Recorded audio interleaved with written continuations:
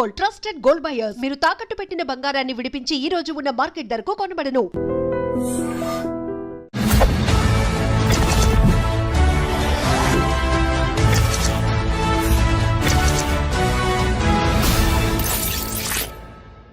అందరికీ నమస్కారం. నేను Swaroopa Potlapalli. Welcome to I dream. Donald Trump America అధ్యక్షుడిగా రెండోసారి బాధ్యతలు చేపట్టిన తర్వాత తీసుకుంటున్న నిర్ణయాలు విదేశీయుల్లో గుబులు రేపుతున్నాయి. ప్రస్తుతం నాతో పాటు American studies expert Kanneganti Ramesh గారు ఉన్నారు. ఆయనతో మాట్లాడి వీసాలకు సంబంధించిన అనేక అప్డేట్స్ తెలుసుకుందాం. నమస్తే రమేష్ గారు. నమస్తే అండి. అనుకున్నట్టే అవుతోందండి. ఇంకా ట్రంప్ వచ్చాడంటే ఖచ్చితంగా వీసాల మీద అనేక రకాలైన డెసిషన్స్ తీసుకుంటారు అని అందరూ అనుకుంటూనే ఉన్నారు.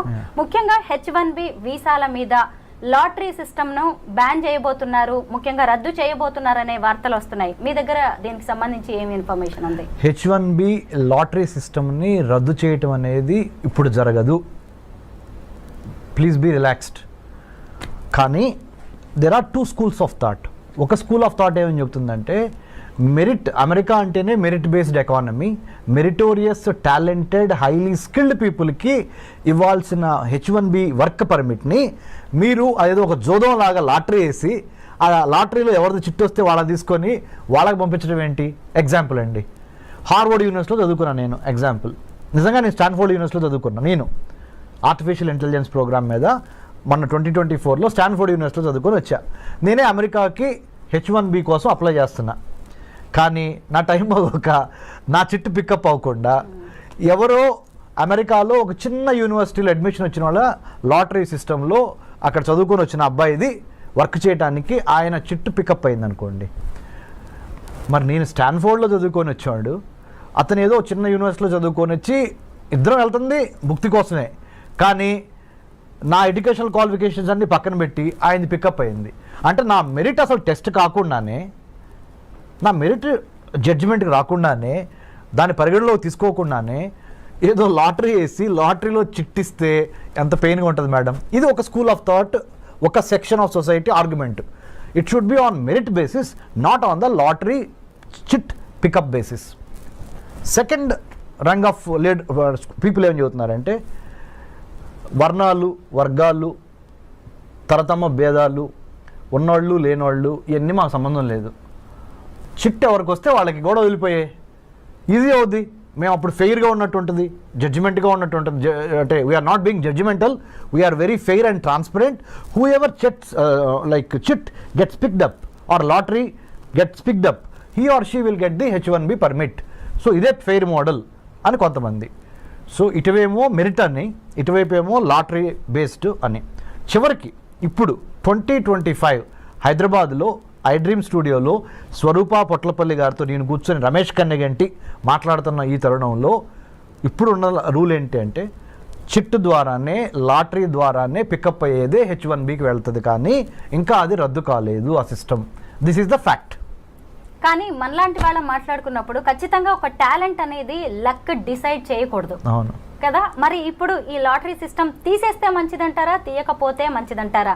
ప్లస్లు ఏంటి, మైనస్లు ఏంటి? చాలా మంచి ప్రశ్న, చాలా తెలివైన ప్రశ్న అడిగారు మీరు. అంటే పబ్లిక్ పల్స్ కూడా ఇలాంటి ప్రశ్న కోసం ఎదురు చూస్తూ ఉండుంటుంది.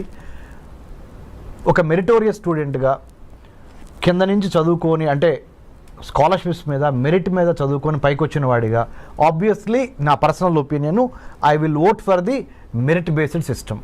కానీ life is not fair, life is not bed of roses, life cannot be in black and white, there are areas of grey, right, there are colours of grey. కాబట్టి ప్రస్తుతానికి ఒక కొత్త మోడల్ ఇవాల్వ్ అయ్యే వరకు we have to follow this model only. This model indicates lottery system of H1B, so that I'm not being partial, I'm not being judgmental, I'm not being selective, I'm not being biased అనేది crystal క్లియర్గా ఉంది. కానీ this is not fair. ఎందుకు? మీరు అన్నట్టుగా talent ఒకటి, luck ఒకటి. నా లక్ బాగుండి నాకు వచ్చింది, నా టాలెంటెడ్ రాలా. మరి రేపు నన్ను తీసుకునే ఎంప్లాయర్ ఉన్నాడు అనుకోండి, అక్కడ అమెరికాలో పెద్ద కంపెనీ ఇన్ఫోసిసే ఉందనుకోండి మేడం, లేకపోతే బిల్ గేట్స్ మన మైక్రోసాఫ్టే ఉందనుకోండి మేడం. నేను లాటరీ ద్వారా పికప్ అయ్యి వచ్చాను, నేను మెరిట్ బేస్డ్ మీద రాలా. అంటే నేను చదువుకుంది స్టాన్ఫోర్డ్ యూనివర్సిటీ, లెక్క ప్రకారం నాకు రావాలి, కానీ నాకు రాలేదు.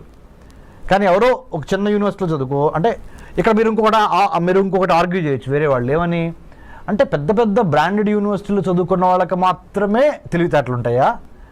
చిన్న చిన్న పల్లెటూరు నుంచి లేకపోతే సెకండ్ రంగ్ కాలేజెస్ యూనివర్సిటీస్ నుంచి వచ్చిన వాళ్ళకి తెలివితేటలు ఉండవా అనే ప్రశ్న గ్యారంటీగా లేవనెత్తారు. So nothing is perfect. Every set of judgemental or measuremental basis has its own little bit of fallacies అంటే mistakes, little bit of weaknesses, little bit of shortcomings. ఓవరాల్గా బై అండ్ లార్జ్ ఎవరికి ఎక్కువ న్యాయం జరిగిద్దో ఆ సిస్టమ్ని మనము adopt చేసుకోవాలి. It will take little more time to come to that మెరిట్కి లక్కి ఆర్ మెరిట్కి లేదా వర్ణ వర్గ భేదాలకి అతీతంగా వచ్చే విధంగా ఒక న్యూ H1B సెలక్షన్ ప్రాసెస్ని డిఫైన్ చేసి డిజైన్ చేసి డెలివర్ చేసే డెలివర్ చేసే ఆ 3D రావాల్సిన అవసరం ఉంది. దాంట్లో భాగంగా మేధావులంతా కూర్చొని పాలసీ మేకర్సు, ఎడ్యుకేషనిస్టులు, ఇండస్ట్రియలిస్టులు అందరూ కూర్చొని ఒక న్యూ సిస్టమ్ని బయటికి తీసుకురావాల్సిన అవసరం ఉంది.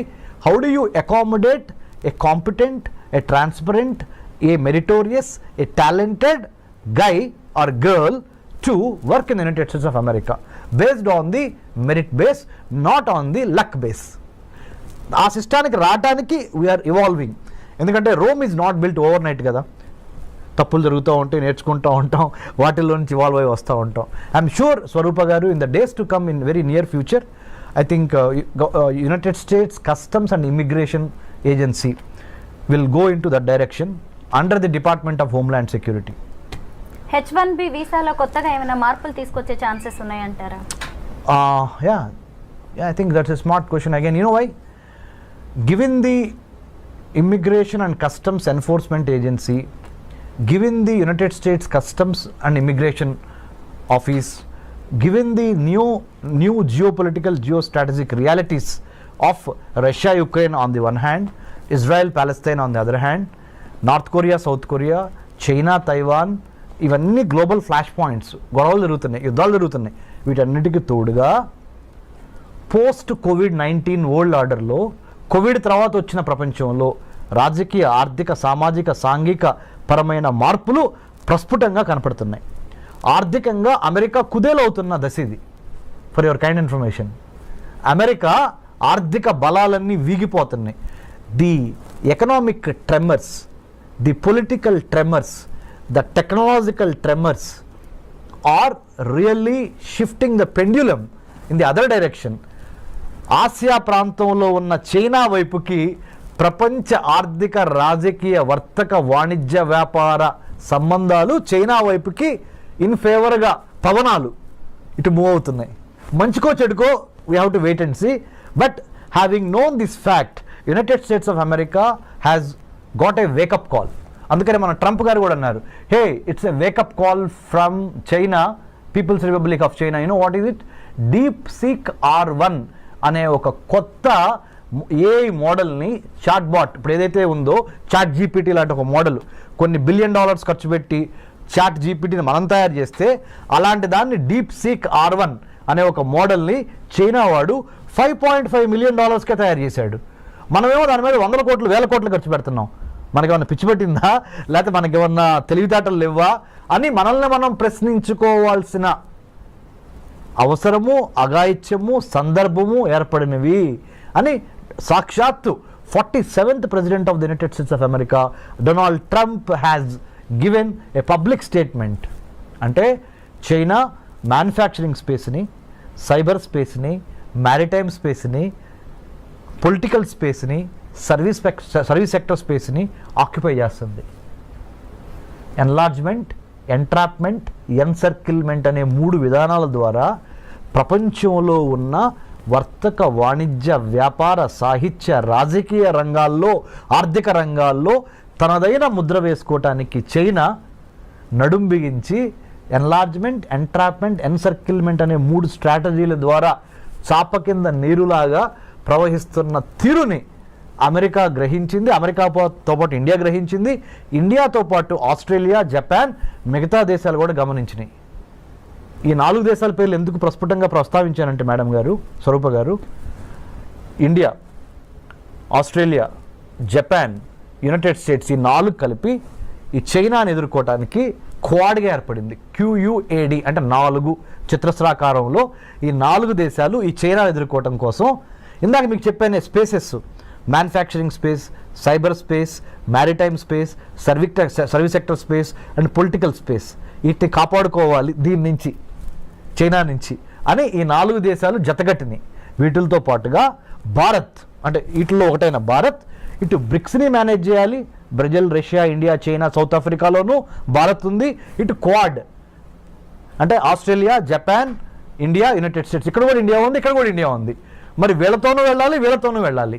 ఇద్దరితో కలిసి వెళ్ళి తన యొక్క రాజ్య ప్రయోజనాల్ని ఎలా కాపాడుకోవాలనే రాజకీయ దౌత్యపరమైన చదరంగంలో భారత్ చాలా స్మార్ట్గా తన పావుల్ని కదపాలి. దీనికి ఒక బ్యాక్గ్రౌండ్ ఉంది ప్రపంచ రాజకీయాల్లో.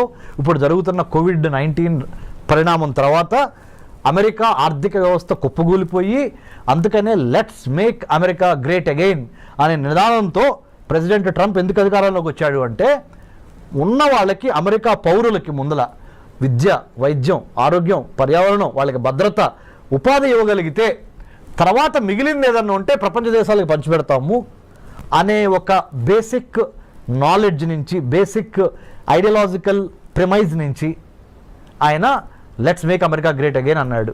అందుకని ఇండియాకి నిన్నగాక మొన్న $21 మిలియన్ రద్దు చేశారు US ఎయిడ్ నుంచి. ఇది ఇండియాలో ప్రజాస్వామ్యాన్ని పెంపొందించడానికి, ఎలక్షన్స్ని పెంపొందించడానికి $21 మిలియన్ శాంక్షన్ అయి ఉంటే దాన్ని రద్దు చేసేశారు Elon Musk, department of government efficiency, కొత్త డిపార్ట్మెంట్ వాళ్ళు. ఎందుకంటే ముందర మన దేశం గురించి మనం ఆలోచిద్దాం. అది అమెరికా, అది భారత్ కానీ, నేపాల్ కానీ, బంగ్లాదేశ్ కానీ, ఏ దేశమైనా మనకెందుకయ్యా, America first, let's make America great again అనే నిదానంతో ట్రంప్ ఉన్నాడు. కాబట్టి దీనికి ఎంత బ్యాక్గ్రౌండ్ ఉంది. ఐ డ్రీమ్ ద్వారా, మీ ద్వారా, you are such a senior journalist with so much of hard work that you have put in the capital of India and elsewhere in the country. So my humble appeal to I dream viewers is, అర్థం చేసుకోండి, America యొక్క ఆర్థిక వ్యవస్థ పరిస్థితి బాగోలేదు. China చాలా తెలివిగా, చాలా స్పీడ్గా, చాలా సర్ప్రైజ్ ఎలిమెంట్స్తో అమెరికాని కొట్టటానికి ఆర్థికంగా, రాజకీయంగా, సాంకేతిక పరంగా ప్రతి అంశంలోనూ, ప్రతి డిపార్ట్మెంట్లోనూ అమెరికాని శాసించే విధంగా చైనా ఎదుగుతున్నది. కాబట్టి భారత్ ఏం చేయాలి అంటే, ప్రపంచ రాజకీయాల్ని ఒక తెలుగువాడిగా మనం గమనించి చాలా స్మార్ట్గా మన ఆర్థిక, రాజకీయ, వర్తక, వ్యాపార, వాణిజ్య ప్రయోజనాల్ని కాపాడుకుంటా ఇటు అమెరికాతోనూ ఉండాలి, ఇటు చైనాతోనూ ఉండాలి, ఇటు రష్యాతోనూ ఉండాలి, ఇటు యూరోపియన్ యూనియన్తోనూ ఉండాలి అనే ఒక smart, the combination of muscle power and then mind power, ఈ రెండు కలిపి స్మార్ట్ పవర్గా ఎదిగి మనల్ని మనం కాపాడుకోవటం చాలా ఇంపార్టెంట్. ఇలాంటి పరిస్థితుల్లో మరి ముఖ్యంగా కొత్త అధ్యక్షుడు వచ్చినప్పుడు కొత్త ఆశయాలతో వస్తూ ఉంటాడు. వాటిని అర్థం చేసుకొని దానికి అనుగుణంగా ప్రీ డిపార్చర్ ఓరియంటేషన్ అంటారు, PDO అంటే ఇక్కడి నుంచి వేరే దేశం వెళ్ళేటప్పుడు ఆ దేశం యొక్క చట్టం ఏంటి, న్యాయం ఏంటి, సంస్కృతి ఏంటి, సాహిత్యం ఏంటి, చరిత్ర ఏంటి అనేది అవగాహన లేకుండా ఏదో వీసా వచ్చేసింది కదా అని చంకలు కొట్టుకొని బొమ్మని మీరు ఫ్లైట్ ఎక్కి అక్కడ దిగంగానే వాడు చెప్పేది మీకు అర్థం కాదు, మీరు చెప్పేది అర్థం కాదు, మీరు అక్కడికి వెళ్ళిన తర్వాత భారతదేశంలో ఎలా ఉన్నామో అలా ఉందాం అనుకుంటే కుదరదు, తిరిగి మళ్ళీ డిపోర్టేషన్ అంటాడు, ఇంకోటి అంటాడు, H1B వర్క్ వీసాల గురించి మాట్లాడతాడు, F1 స్టూడెంట్ వీసాల గురించి మాట్లాడతాడు, ఆప్షనల్ ప్రాక్టికల్ ట్రైనింగ్ 20 గంటల మించి చేయకూడదు అంటాడు. అర్థం కాక ఏం చేయాలి అర్థం కాక ఇవన్నీ కాకుండా ప్రీ డిపార్చర్ ఓరియంటేషన్, PDO అంటే వేరే దేశంలోకి, మన దేశం నుంచి వేరే దేశంలో కాలు పెట్టబోయే ముందల అక్కడ చేయవలసిన అంశాలు ఏంటి, చేయకూడని అంశాలు ఏంటి, అక్కడ రాజకీయం ఏంటి, చరిత్ర ఏంటి, సాహిత్యం ఏంటి, వర్తకం, వ్యాపారం, వాణిజ్యం అక్కడ ఎలా జరుగుతుంది అనే దాని మీద మినిమం కామన్ సెన్స్తో, మినిమం హోంవర్క్తో ప్లాన్, ప్రిపేర్, పర్స్పైర్, ఇన్స్పైర్ అనే విధంగా మనం అక్కడికి వెళ్తే మంచిది. 2025లో H1B వీసా రెన్యువల్ ప్రాసెస్ ఎలా ఉండబోతోంది? 2025లో ఏమైనా మారే ఛాన్సెస్ ఉన్నాయి? ఓకే, రెన్యువల్కి సంబంధించినంతవరకు గుడ్ న్యూస్.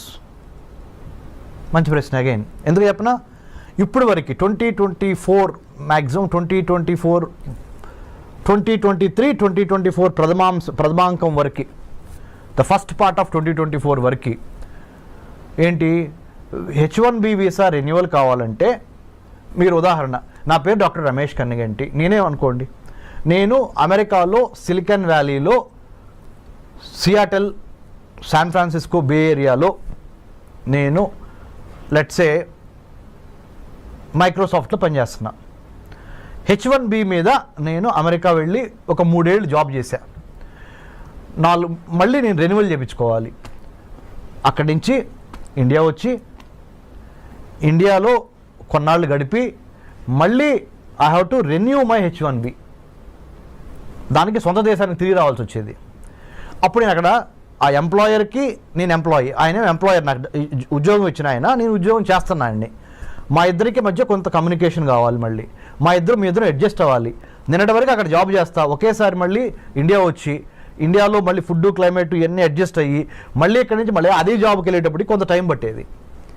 సో ఇదంతా ఎందుకు టైం వేస్ట్ బ్యాచ్ అని ప్రధానమంత్రి మోడీ గారు ఎప్పటి నుంచో అమెరికన్ ప్రెసిడెంట్ బైడెన్ని అడిగారు, ఇప్పుడు ట్రంప్ గారిని మొన్న కూడా అడిగారు, మీరు H1B రెన్యువల్ అమెరికాలోనే ఉండి మా భారతీయులకి రెన్యూ చేసుకునే అవకాశం ఇవ్వండి అనగానే వాళ్ళు ఒప్పుకున్నారు.